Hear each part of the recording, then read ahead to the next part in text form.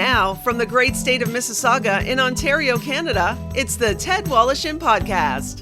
Brought to you by ETP Canada, providing estate administration with ease. ETP Canada. And Tom's Place, for the finest in men's fashion. Tom's Place will suit you. And now, here's Ted.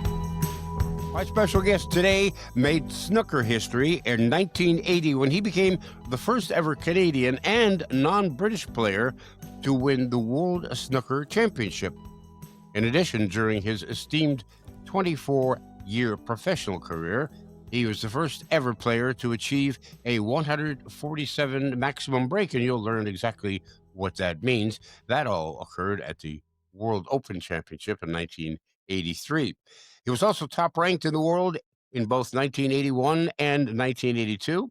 Cliff Thorburn is a member of the British Columbia Sports Hall of Fame, Canada Sports Hall of Fame, and is a member of the Order of Canada. Cliff Thorburn, it's a real pleasure meeting you, sir. I appreciate you taking the time to join me this afternoon. How are you? Fine, thanks, Ted, and thanks for having me. Just for the benefit of those who are not familiar with the game of snooker or may confuse snooker with other forms of billiards, can you give us a little bit of a rundown? Pool, as they say, is basically it's all numbered balls and played on a smaller table. Snooker is a British game that was invented in 1875 and in a barracks in India. There was a fellow, his name was actually Neville Chamberlain, of all names, and he's the one game. But they had a game called Pyramids, and that was all red balls, and so they played that game for a while, and then someone decided to put 6 other different colored balls on the table and made the reds 1 point, and then there's a yellow, green, brown, or in a half moon shape at one end of the table, and then there's a blue in the middle, pink, and black, and those points are numbered from 2 to 7. So yellow 2, black 7. So that's a total of 27 points there. So they're vital at the end of a game, and there's all sorts of ways to score. But in general, we all want to pot the balls, and people want to see balls go in. But there's some good tacticians out there, so the games are sometimes a little bit longer. But very popular. Champion is now Chinese. So wow, think about that. Well, it's an international sport. You did something quite amazing in 1983, as I mentioned in the introduction. You became the first ever player to achieve a 147 maximum break. I'm assuming that's 147 points, which is the most you can get off a break. Yeah, you can. You have to start off by potting the red first, and then you have an opportunity to go for one of the other 6 colors, and the black being worth 7. That's what you want to stay on. So red, black, 8, 15 reds. That's times 15 is 120, and then the yellow 2, green 3, and so on. Black 7. That totals 27. So that comes to 147. And that was in 1983. The first World Championship was played in 1927. So there was 56 years before it had ever been done. Wow. Was the first one. I actually fluked the first red on it, and I must admit I felt terrible for my opponent for about half a second. Yeah, well, good for you. Don't show him any mercy. What when you realized that you're coming close to it, when you're down to your last 3 or 4 balls, it's kind of like in a hockey game, when you're thinking, I could have a shutout. I'm a goalie here. I could have a shutout. I just got like 2 minutes left. What were your thoughts? What was your heartbeat like? Oh, I think my heartbeat was pretty good. I felt good. I actually had a dream that I had done it about 2 months previous, but I had made it many times in practice, and of course you normally except for like long distance runners and stuff like that, I guess your best is when it's the most competitive race kind of thing, but you've got to do it in practice, and I just felt like I had done it many times before.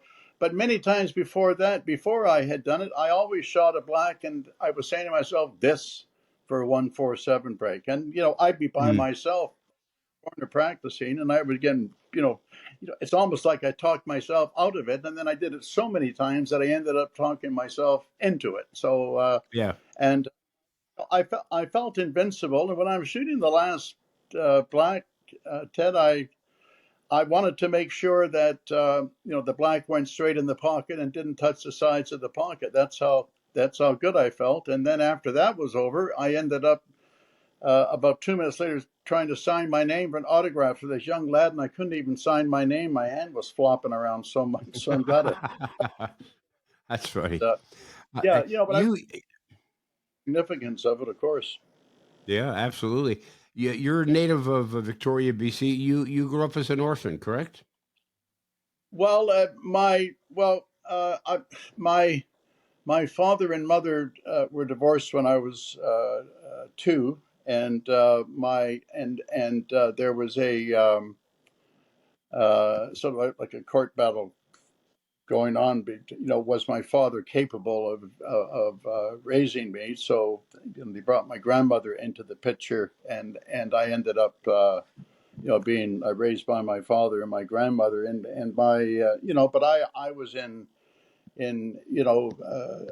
homes. I was actually in an orphanage for like a little while. They had to put me somewhere, and then I ended up being with some social workers put me into various homes, and I remember a couple of those and instances that happened in there. They weren't terrible, but and then my father finally got um, he was allowed to raise me, and um, he was very sports minded and very lax with my, as far as me being a good student, and that he was a sports nut, and I grew up a sports nut, and it was a great, he drove me everywhere, and he was just wonderful to be around. My grandmother, of course, had to be strict because my dad wasn't, so Right. it was. Getting my grandmother always seemed to be scolding me.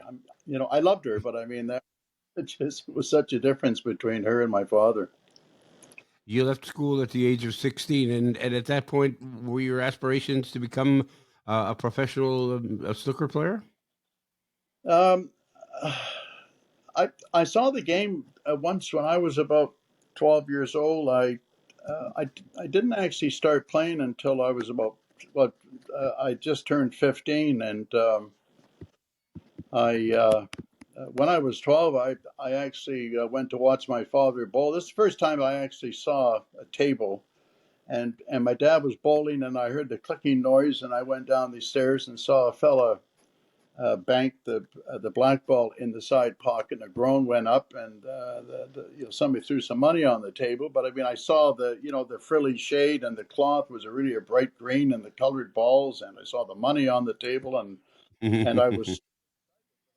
I ran back up the stairs, and I was telling my dad exactly what I saw, and I was totally out of breath, and Dad, but oh my gosh, and the money on the table, and he said 4 words to me then that really sort of stood up and like made me more in love with the game. He said to me, "Don't go down there."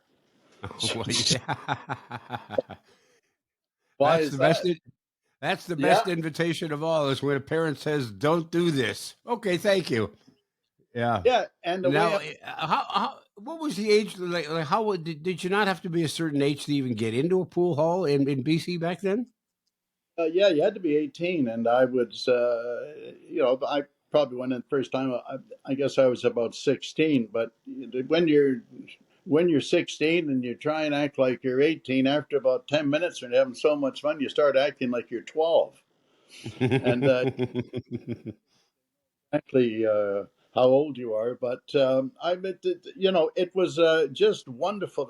That was the world that I wanted to see. Whether that you could take that the Q and Cushion billiards on Johnson Street in Victoria, you could take that and drop it in Lethbridge, and it'd be the same thing. And I just wanted to travel and see good players play. But eventually, I became the best player in Victoria, and I used to play this fella Ernie J for just for $1 a game, and then we played like 3 or 5 games, and I never beat him. And then one day, finally, after a couple of years, I beat him 3-2, something like that. And then he said, "Well," he says, "I quit you. You're too good." So I finally won like $1 off him, and well, you're too good. Well, that was like winning the championship. I mean, but there were no tournaments, and I mean, like just going ahead, just very slightly here, very quickly too, is that when I went to the UK, I probably at the age of 25, I probably had only played in about 6 tournaments because there weren't that many, and if I started to play and I became successful, and they wouldn't let me play in tournaments. So I'd leave Victoria, go to Vancouver, left there, left BC, left and then I went to Toronto and left, had to leave there because nobody would play. So, and then I ended up in the UK. But it was just, I love the game now as much as I did, but I just can't, I can't, it's like when somebody says, like an older athlete, although I'm 77, for God's sakes, I'm not playing in tournaments, but, if somebody says, it's almost like they cop out and they say, well, um, I don't play as much, right? What I want, is quality practice and not quantity. Well, right away, they're not playing enough. So, Yeah. So did you get to a point in your young life that you were out there hustling for money and it was a form of survival for you? yeah, I've lived in, just going across the country. And it was, it was pretty lean there for a while, that's for sure. And, lots of, I didn't really take trains or anything to different cities when I was 16 or 17, and I went all the way across Canada to get here in Toronto to watch the late great George Chenier, who's also in the Canadian Sports Hall of Fame. He was the first one, and because I heard stories about George would never miss a ball, and I hitchhiked to Toronto, and what was I even thinking about there? And I ended up we ended up, a friend of mine and I from Winnipeg, we got into the second engine of a freight train. I know this sounds ridiculous. Second No, it engine sounds of great. February, and all we had, I think, was just some biscuits or something, and it was dirty in there, but it was warm, and of course you didn't want to get caught by the CN or CPR police. But anyways, we heard some.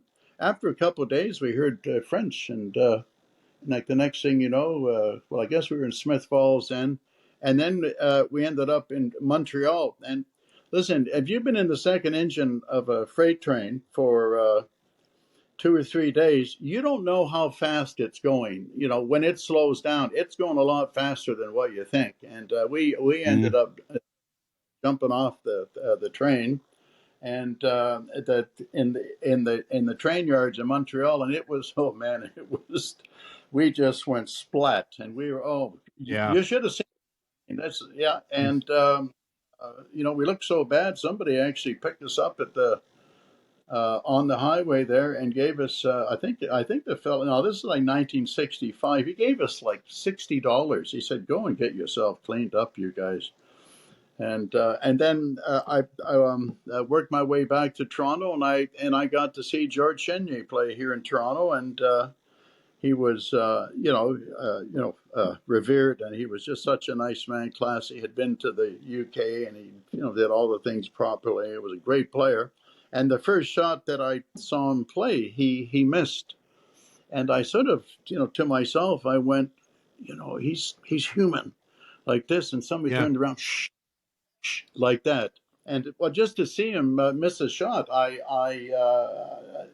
felt, well, I got a chance. And, Yeah. so yeah, and just to see that really really helped me. And I didn't speak to him much. I ended up playing him once many years down the road, and he was, I shouldn't even have played him, but it was just the thrill of actually being there. But that was the love that I had, and every room that I played in across the country, I became friends with every one of the room owners, and they wanted me to, to maybe stop and do some trick shots and do this and that, and they'd even arrange gambling matches for me. When was your first? When was your first professional competition? How old would you have been?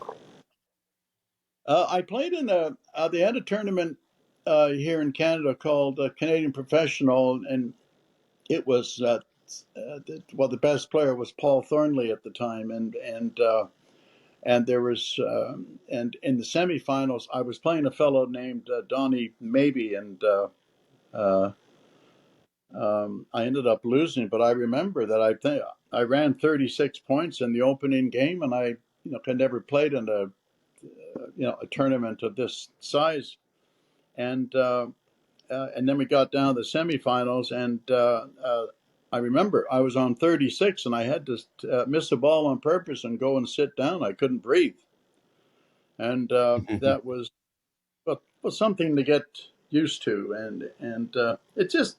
But playing for money is the easiest thing in the world, Ted. Because you can always get more money, or you can play the guy again, or you can double the bet. You can, there's so many things that you can do, but the worst thing about tournaments is if you lose, and like an older, wiser guy will come along and pat you on the shoulder and say, "That's all right, kid. You'll get them next year." Well, I'll tell you, next year is a long time, and so the guys, so that was, just little things like that. But there was no organization of anything until 1974 when we had the first Canadian Championship, and I had actually played in 2 World Snooker Championships before they even had a Canadian Championship here. And my first tournament in England was the World Championship in 1973, and I was 25.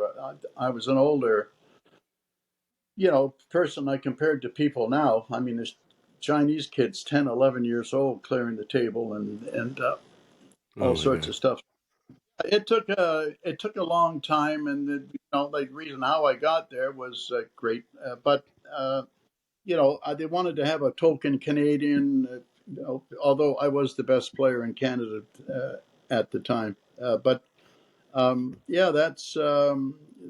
that was a pretty lengthy answer for when was your first? No, not at all. It was full with a lot of fabulous information, and you racked up what 16 Canadian championships. Is that number? Am I off there? Or like a whole whack of them? Yeah, well, it was 14, and the joke is 14, but who's counting? But they were. They were like there was 5 of one Canadian championship and 5 of another. They weren't like for the Canadian Championship, the one that's been going on now for 51 or 52 years. That one was I won that 4 times, and then actually Kirk Stevens beat me in the semis of the next one, but then we weren't allowed to play in that one again, and then we had a Canadian Professional, and I won that 5 times, and then that stopped, and then I won the Canadian Open, which was here in Toronto, which from 74 to 80, and that's when the British players came over, and I won that for 4 of the 7 years that it was played. And I won it the last 3 years, including when I was the world champion. Then I moved to England with my wife, and so they decided not to have that tournament anymore. So it's almost if I win something, there's no more tournaments. But so let's fast forward to 1980. You make snooker history, becoming the first Canadian and or non-Brit to win the World Snooker Championship. An amazing feat, obviously. How did those non-Canadians and non-Brits feel about it? Obviously great, but what about the Brits? How did they take it? They were by that time I made a lot of friends, and people knew who I was. I wasn't really a bad guy, but from that, well, not from that moment onwards, but I've just been a little bit successful 2 or 3 years previous to that. I sort of felt like I was the Russian hockey player, Right. And he's good, but he's not one of us. Well, that's what I'm saying. Yeah, now, and you win your last match is against Alex Higgins, Yeah. and a lot of people talk about this love-hate relationship with it. And you were questioned. I think I saw an interview where you said, "Well, it wasn't so much of a love-hate relationship. There wasn't really any love involved in it." Yeah. Yeah. Well, we were. Yeah, he was. Well, he was a wonderful player. He what he. I To this day, I've never met or seen anybody that needed to win or had to win as bad as him. He was desperate. Not in the sense to do something that was illegal or anything like that, which is difficult to do, but just he had to, he never wanted it to end. He always wanted to have a chance to win, and he was he had a lot of great comebacks in his life, and was the people's they say that he was a self-proclaimed people's champion, but he was he was the people's champion, and but we never we just always had little run-ins, or every I didn't well I mean there's two guys that I had poor records against. Well, poor records, like winning 1/3 of the matches, and that would have been Alex Higgins and Steve Davis, and Hmm. they every time that I was successful against Alex, there would always be it's some kind of a thing about a ruling, or if it just it but I remember exactly where it was, and what the score was every time that I beat him, because it really was worth something, and the same with Steve Davis. But yeah, Alex was he was just, well, he just had to win. He had this drive, and he liked to have a drink when he was playing, which of course you don't do now. But he was. If you watch old tapes of him, he'd be just having a good old time playing. But I don't know how he could possibly play with having a drink. But I think my dream was to play him at 10 a.m. I think that was one of the things that I wanted to. But like they always had him drawn at nighttime, and Yeah. Well, uh, but I often wonder to myself. I watch people playing professional darts, and they'll throw a few darts, and they sit back, and then they quaff a pint of beer, and they do that several times. I think, how do they do that? How do you yeah, stay sober enough to throw a dart uh, 15 or 20 feet or whatever it is? yeah, yeah. Well, they don't. They're not allowed to drink now. They in the old days, the guys were. I mean, there was a fellow, Jockey Wilson, that used to twitch and used to throw it, and his head would go like this. And I loved watching the guy, but I don't know. I never actually did meet him, but I did meet a few of the darts players, and that was. They're, I mean, they were, well, they are unbelievable players. But now they got, like, the world darts champion get £500,000 for first prize, Wow. and an 18-year-old kid just won it. I think his name is Luke Littler or something like that. But that's and snookers. I think what we've got, our first prize is £500,000 now, which is you know. In What was the 1970. most the most you ever made from one victory? Oh, one. One two. I think 50,000 pounds, something like that. Because that was in 1985 or 86. I mean, I had some gambling wins, and they're sort of, those are private numbers, but nothing, approaching that. But but like, to put the whole thing in context, it's 1977, I was a runner-up in the first tournament that was at the famous place called the Crucible now, and I got £2,000, and I finished second in 1977. And then so somebody'd say, well, but it was relevant at the time. And what? I don't think so. I Yeah. mean, anyways, I don't. I want to be able to sleep tonight, so I don't want to be talking about No. these low low figures, and then see somebody Okay. make them. I But it's wanted to all. ask you though. I wanted to ask you. I mean, so many people have seen the film. It's a classic, The Hustler. From your perspective as a professional billiard player, what were your thoughts on that film?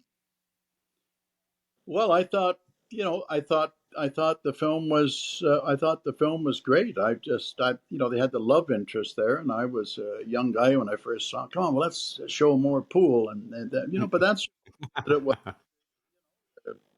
Fellow that doesn't have a girlfriend, looking for a companion, and but like that was and possibly still is to a certain extent what it's like in the States. It was just with snooker. You couldn't sort of hustle. You have to show too much with the big pockets. You have to show that you're more of a complete player. But pool, it was like, yeah, pool was.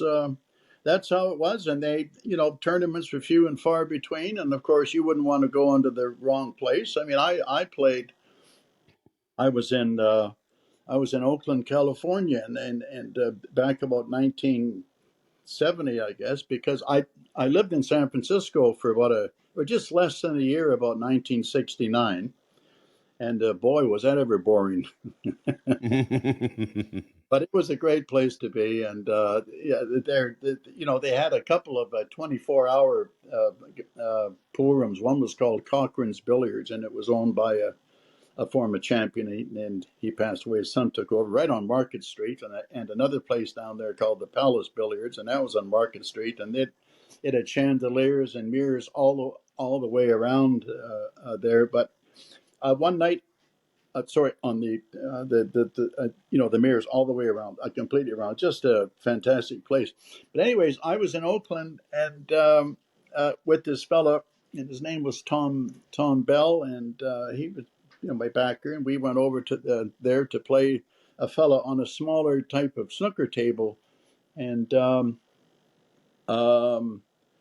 was let's see, and we went over there like to play a bus driver named Skinner, and so anyways, I started to beat this fella, and then one fella, like, he opens up his jacket and says, like, just sort of showed his gun holster, and I said to my friend, what the, he said, no, just, I think that we should maybe lose back, I'm not going to do that.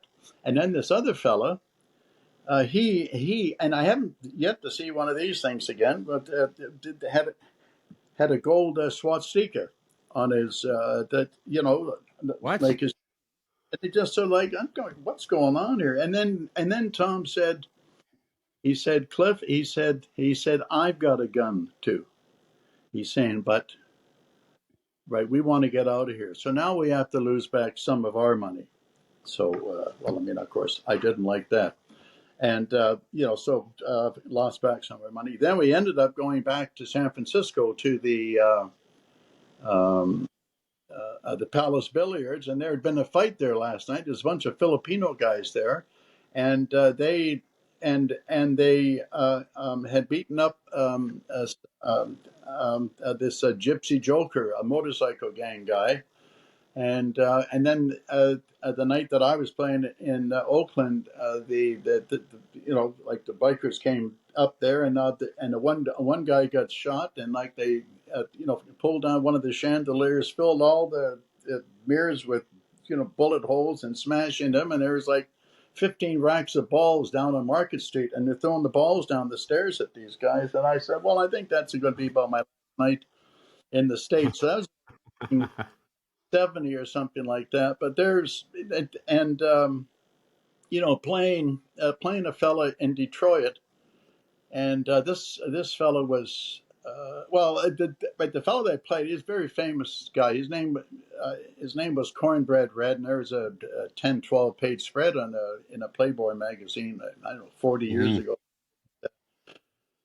And so anyways, I'm playing him, and there was one of the the fellow that was backing this Cornbread Red apparently was a drug dealer. So we used to park our car and put the bankroll, and just sort of drive the car over the bankroll, so that it was under the tires, Right.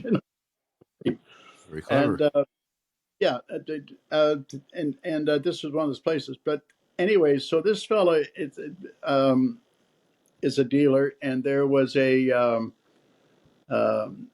door that was sort of like a saloon door, which was the washroom, and it was just sort of like one of the doors was just barely hanging off, and there was a jacket there, and the person would come and give them some money, and then they go over to the jacket and retrieve whatever they paid for, and then I started to win, right, this guy, he said, well, I want to be able to say this properly here because I've got to watch what he said, well, I deal in, and a very rude name about women, starting with a P. Yeah. Okay. Okay. And dead bodies, he said.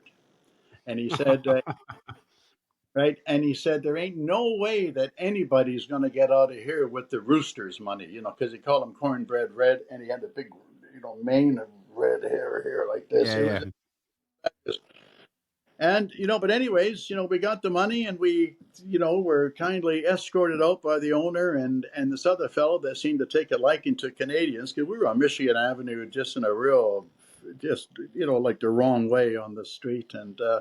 And we got out of there. We won a lot of money, and it was, oh God, it was exciting. And just quickly, so that was right. So that was like 74, and then I drove straight from there to play in my first Canadian championship, and that was up in Ottawa. So we had to rush up there, right, my friend and I, and of course, we didn't have any, like if we were in trouble and guns and all that stuff. All that we had a can of mace. Right, a can of mace. I mean, how? Yeah, please. So now we're in a gas station just outside of Ottawa, and I'm going to be playing in the championship a couple of days later. And right. So my friend gets out of the car, I put some gas in the car, and this dog comes out, and the dog, like it's a huge dog, and it's grrr. And it looks like he's going to rip my friend apart. So, but right, my friend, he pulls out this can of mace, and he goes like this, and he aims to straight the dog, and goes like this, and all that came out were just some bubbles, like just down his finger, kind of a thing. I mean, Yeah. you couldn't. Well, I mean, it was a pretty heavy situation down there. But anyways, that's just luck, I guess. Or nobody got bit. I won the championship, and but I just loved tournaments. I couldn't wait to play in tournaments. It was even like when I practiced, I couldn't. I didn't want to go to sleep. I didn't want to go to sleep. I couldn't wait to wake up, and I'd play. I played that much snooker that guys would come by the table that I'm practicing on, and I remember the one fellow said, Thorburn said, "You spend more time on the table than the cloth." I mean, and that was my name tag that I practiced so much, but it wasn't practice. I wasn't doing routines and stuff like they do now. I was just working on shots that gave me trouble, or worked.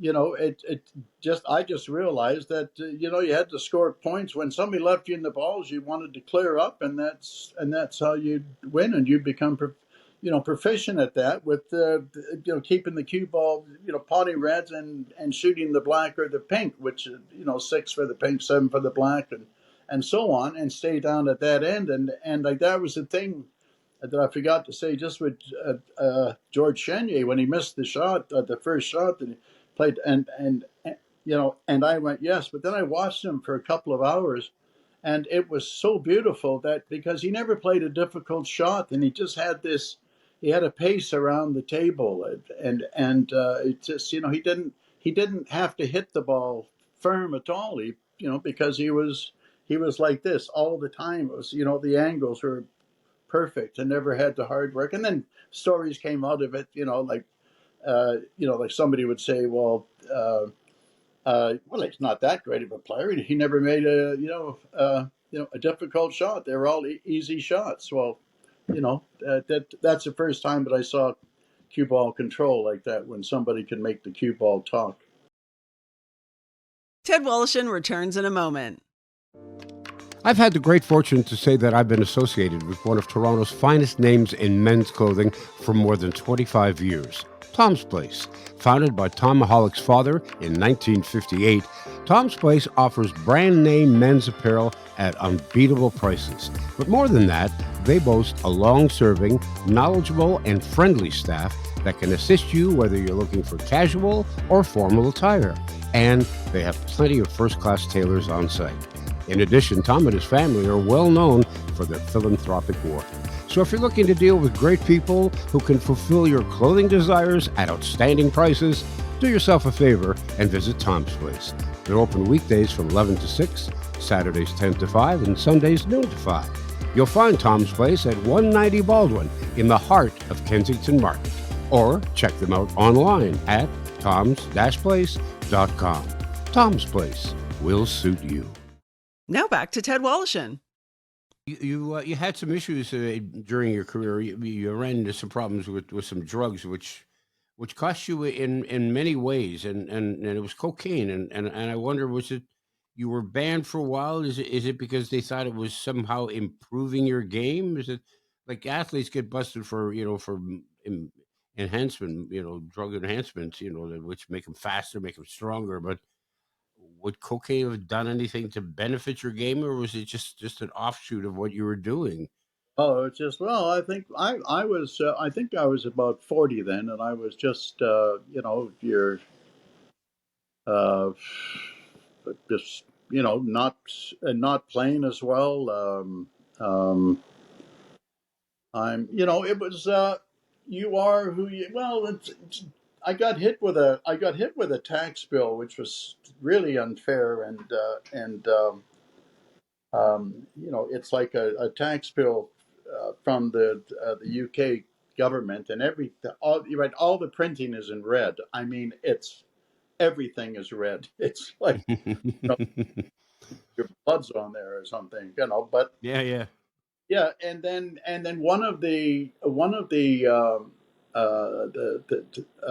right, my management, one of the well, it's like I had a company in the Isle of Man, and I was told by some people over here to do this and do that, and anyways, it was the kind of thing where, well, they made a mistake, and you're going to get some money off them, but it's maybe in about 10 years or something like that. But one of the people that worked for the revenue over there, right, was hired by my management for this other, like a different project, but of course with money figures and everything. And he was just talking to my manager, and he said, well, take Cliff Thorburn. He really got screwed with the tax, and I don't want to go into it. It's not the reason why but it was, it didn't sort of help the situation. I was, my eyesight was going, and I was hanging around with people that were, you are who you hang around with, I guess, and they weren't, Yeah. they weren't, like they all had money and everything, but they were different. They were, some wealthy people, but they didn't.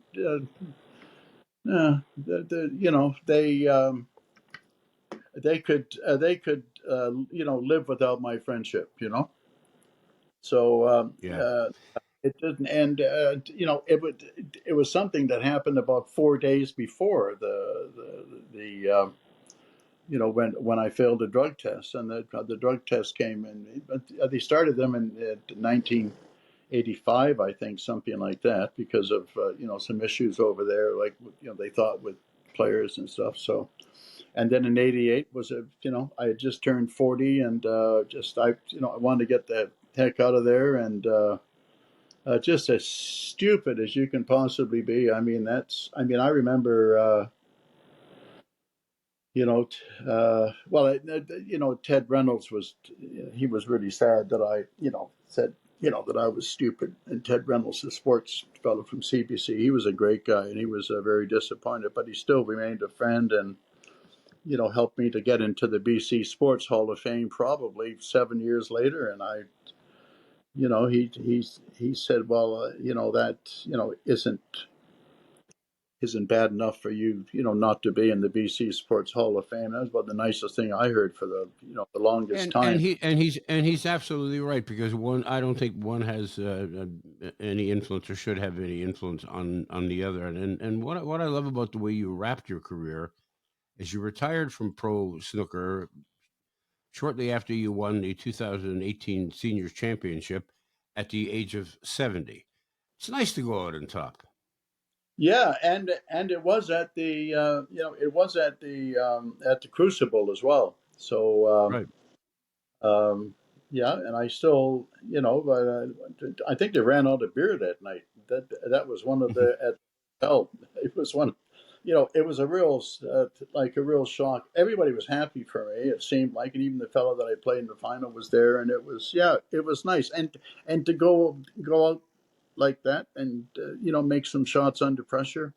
Yeah. Yeah, it felt fantastic, and I just letting people know that I could still play. And don't forget, like, there weren't really long matches or anything like that, but there was a lot of pressure there, and I felt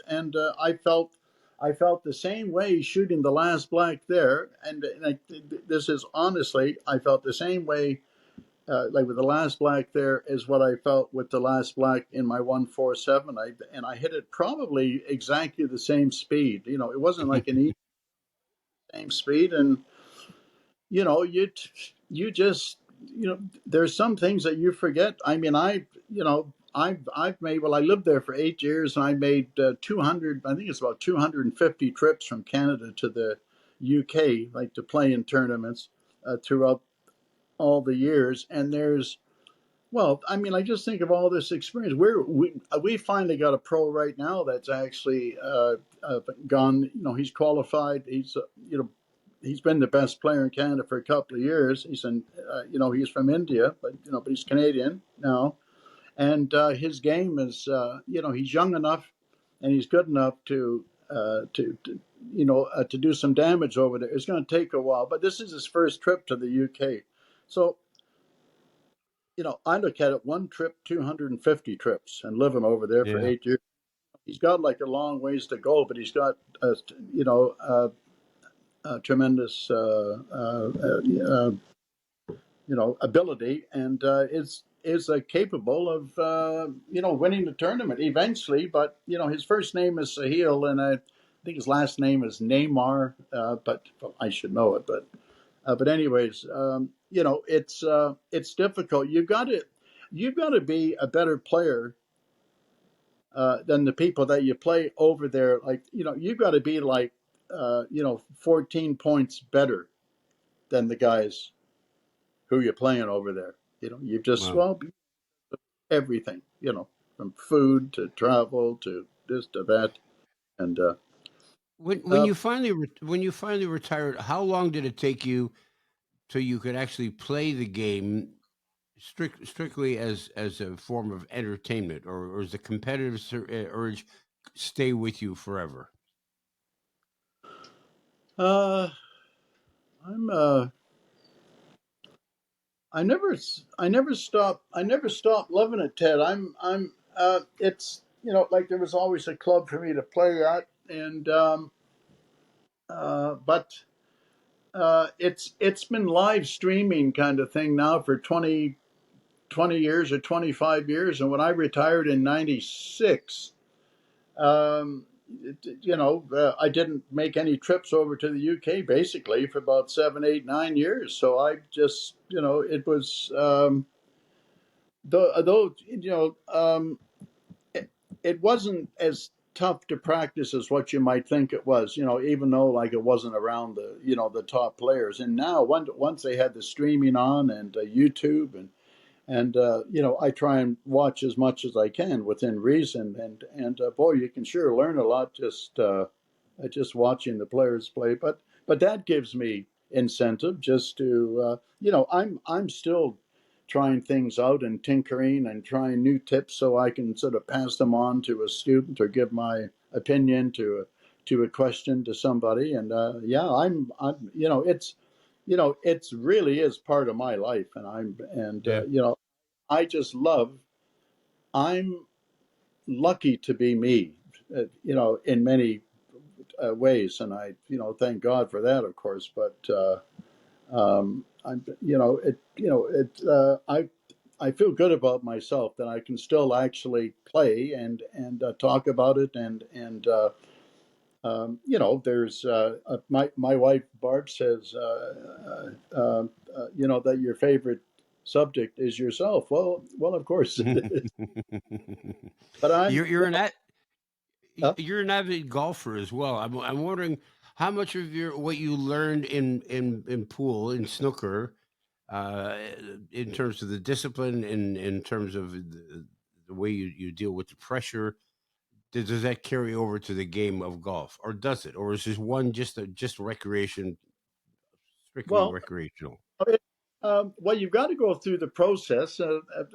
Like you don't sort of play a shot in a snooker and then just sort of slide over and I play like another shot. You want to No.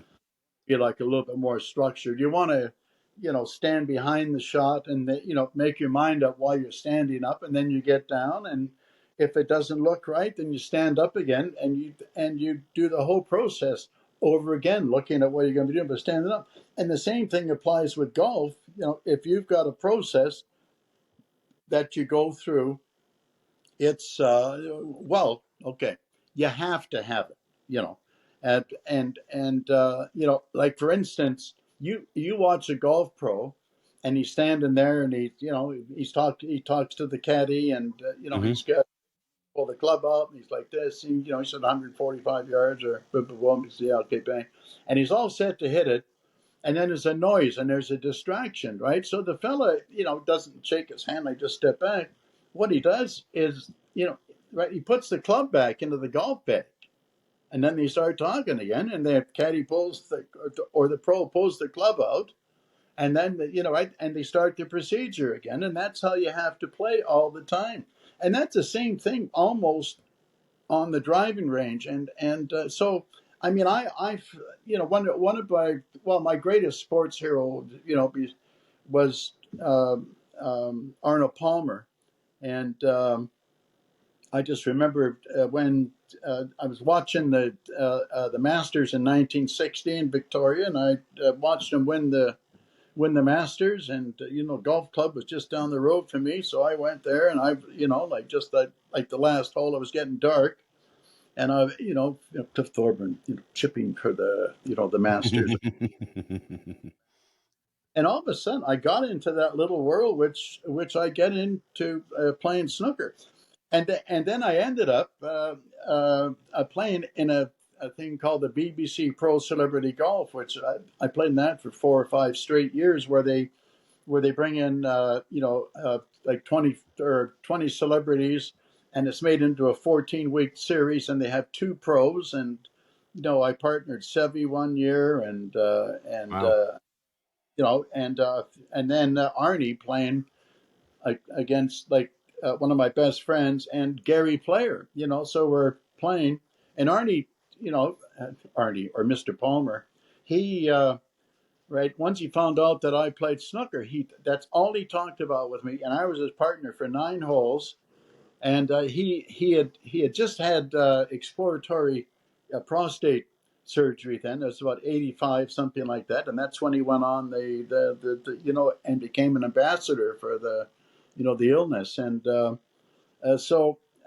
he just talked about pool with me, and I'll tell you, he was exactly the way that I thought that he would be, only better. And we're up in Turnberry, Scotland, and like the next day, I was still playing there, and Arnold Palmer was leaving from Prestwick Airport, which is just next to Turnberry, And my caddy said, that sounds like Mr. Palmer's jet.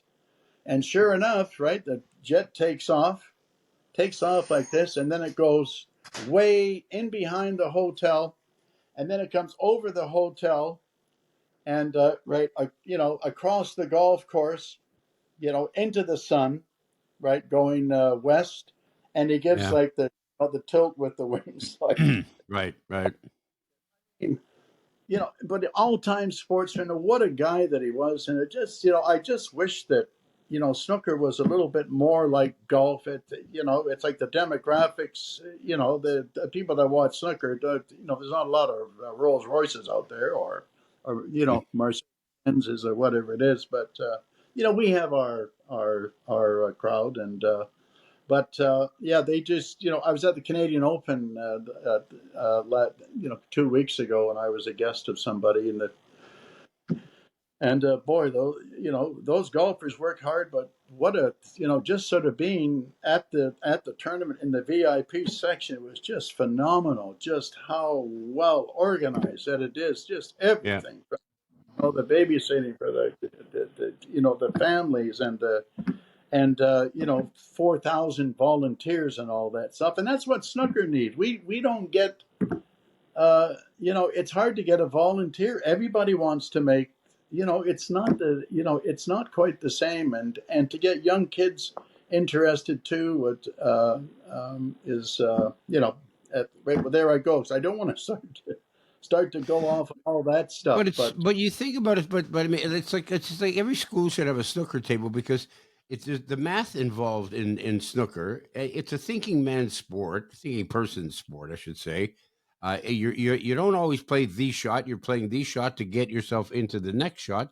Very similar to golf. If you're a good golfer, you set up you hit your drive to the right hand side of the fairway because you need to go to over a bunker on the left hand, so you want to stay away from there.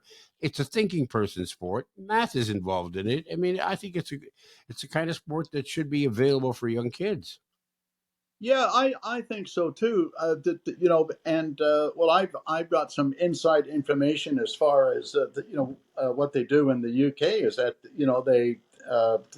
they go to school with some smaller tables that they can actually set up on the day, like not just things that you can just put together, or that might get broken if they something falls or whatever, but.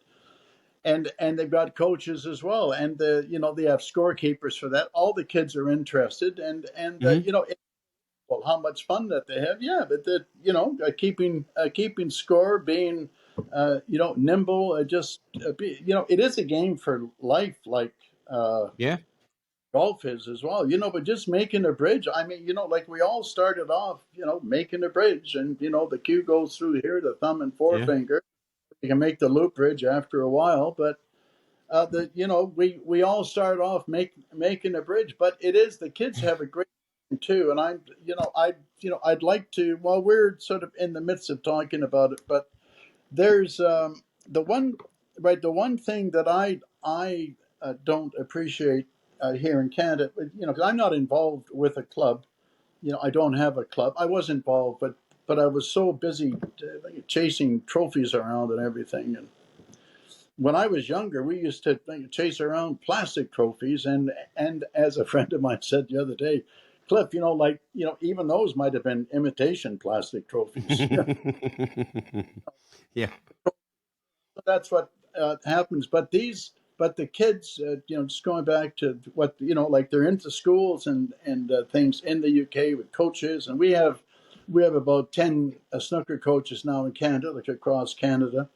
And, right, we want to have a place for the kids to play. But what happens here is that, okay, you get them like the golf, the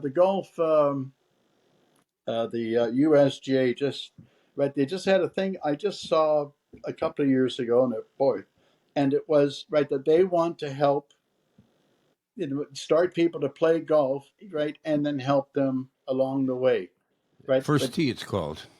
Huh? I think it's called First Tee. Yeah. And the second thing that is that they're there to help push along the elite players.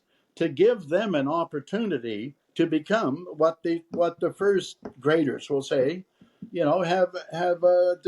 dream about things like that. Like you see it, you dream it, you do it, and right, and guess what they put down for the third thing? Or right, this is what they put down, or you can do nothing at all. Now, I mean, I'll tell you that hit me like I'll tell you what, I thought that was the greatest thing, and that's what's happening. People have got a business, they're selling booze, or just the fact that I'm teaching a kid on a Saturday morning, and there's like the place is going to be serving alcohol at like 11 o'clock in the morning. And I don't want to be there, like in that spot teaching kids, or even with the music on. It's like now they got music on golf courses. Okay, some guys like that. Okay, Yeah, that's gimmicky. That's the live tournaments. yeah. So somebody, but I mean, I'm looking for a place, and I'm looking for a place to actually have a Cliff Thorburn a snooker academy. Now there's financing and all that stuff, but there's something there, Ted. There's so many people watch it on live streaming, and I see fathers with their sons playing every weekend. At the two places that I play at, are the Corner Bank and Master Q. The Corner Bank is at. This is like an advertisement, but the Corner Bank. Where do you play? Because I'm sure people would love to go out to see you. Yeah, well, I play at the Corner Bank and coach. Lots of young, old, etc. And this other place called Corner Bank is basically at Eglinton and Warden, and the Master Q is at Woodbine and just north of Highway 7. Okay. But they're snooker places, and the Master Q is owned by a Chinese fella, and there's lots of young Chinese kids in there getting better all the time. And like if you're not, they are. Now you coach the Canadian national snooker team, is that correct? Well, I'm just as far as I'm. No, well, we don't have a team. It's a long story why. I'm not involved with the association, but I'm their national coach. I am there for anybody to talk to, and I speak to a few of the select players. But like I said, they have a lot to learn. And if somebody wanted to, if somebody is seriously considering a career, could they call you? Could they touch base with you and hire you on as a personal coach? yeah, sure, absolutely, yeah. How would they do that? CliffThorburn.ca, and I'll give out my business phone number too. I mean, you can call me. I'm just, you see, with my style of play, I've got patience, and I've got patience with my students, and and I'll tell you, I guarantee that they'll get it before they leave our coaching session. Even if I have to spend another half an hour there, they'll get what I'm talking about, and I don't charge them for that, of course, but I want them to get it. And what can I give you? Yeah, A yeah. phone number? Yeah. Sure, Okay. why not? Absolutely. 416-254-9954. But I want a place where there's pictures of champions all over the walls. I want to, let people know what I do or did before and why I'm coaching, and also about the greats that have played the game, that have done a lot of great things for the game of snooker worldwide, and coming from all the different countries, but also that there's some great snooker players here in Canada that that have shown the world how Canadians can play snooker. I mean, we won the World Team Championship a couple of times. We won the I won the world mixed doubles with a Canadian girl. Where she's she's passed away, and we just started up the Canadian um, Snooker Hall of Fame, they inducted some people in. Like myself, George Chenier, Leo Levitt from Montreal, Eddie Yaga, and that was in 1992. And then they didn't induct anybody until we got it going again about 4 years ago. So we're getting there. But I just want to. It's like there's nobody knows what anybody's done. I mean, the first run of 100 points professionally was done by a Canadian, and his name was Con Stanbury, about 1938, and he was from Winnipeg, and he went over to England to play snooker and became a pro over there. And nobody knows about that. And there's a lot of history. It's a shame. You remember, as we mentioned, Cliff, of the British Columbia Sports Hall of Fame, also Canada Sports Hall of Fame, and a member of the Order of Canada. That's got to make you feel pretty special. Oh, yeah, of course. The Order of Canada was a complete surprise, but that was through having such a high profile in the UK and doing all the right things and winning, and I didn't have to have a maple leaf stamped on my forehead, that's for sure, because I was always letting people know that Victoria, BC is a wonderful place, and I'd probably be good for the tourist industry while I'm over there. But yeah, the Order of Canada, and I'll tell. Oh, I've just but so my wife and I went to the dinner at Rideau Hall in 1984, I think, and just a wonderful ceremony. I looked over while I was getting my a medal put on by Ed Schreier, the governor, and he would and there's and Pierre Trudeau was just sort of standing there with his legs crossed and like with his arms folded, looking at all the people that were getting their medals. And but anyway, so Ed Schreier said to me, Cliff, my highest break is 68. Is that good? Because I didn't think I had a friend in the place. And I,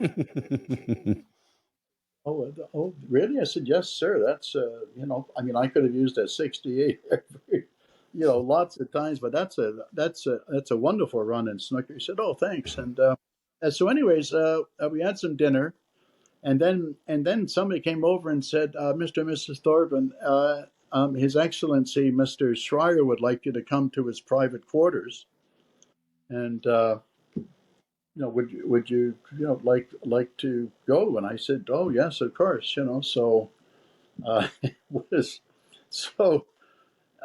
He came back about 5 minutes later, and we were all set to go. And of course, I'm like, because the people at my table, they said, "Well, okay, you're a snooker player, whatever it was." And I felt, when we got up, I just felt like, saying, "Na na na na na." No, Good but for you. didn't know, what I mean? I think Jim Day, the equestrian fellow, was there the same. That's the only name that I recognize, so they wouldn't know me from anything, I think, at the time. But anyway, so off we go, and we go into his private quarters, and of course there's a snooker table there. I was going to say that. I was figuring, okay. Yeah, and you'll like the finish of this story. So, Mr. Schreier's got his jacket off, and he's, I think he still had his tie on, and he's all set to go. And I look on the table, and there's the balls are like there's a couple of sets of balls, mixed in between. There was, like a ball called the chrysolite ball, the super chrysolite ball, is a bonzoline, and and like the balls, that we use, they're like, Aramith. Geez, I can't remember the name of them now. But anyway, so, and then I look, and there's a rip in the cloth. So this is 84, and there's a rip in the cloth. And, it's like, when there's a rip, okay, if I just go like this here, when there's a rip, right, the rip, here, let's do it this way here, right? Right. So when there's a rip, like it doesn't just go, okay, like there's a little rip there. Like it always goes, there's a rip and it goes here and then it goes like this. It's like a little corner kind of a thing here. And you can sort of lift up this thing, right, to peel it off. Well, this rip is about that big. It's, and like you pull it up and you can see like. And that's so you're talking like a foot. 1 square foot of slate. And I said, what happened here? He said, you won't believe it. 2 weeks ago, Justin Trudeau, he said he ripped the cloth. So anyway, if I meet Justin, I'll, like I just want to ask him how his, if his billiards have been improved. But that, I'd wrap his knuckles with a cue. Yeah. Yeah, you've had a wonderful career, and it's been wonderful chatting with you. I wish you nothing but the best. Again, if somebody would like to contact you, it's cliffthorburn.com. Did you say? .ca. Okay, and that's THORBORN.ca. Yeah. And by the way, I shop at Tom's place.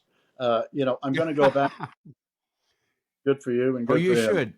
You should. Yeah, you should. Excellent.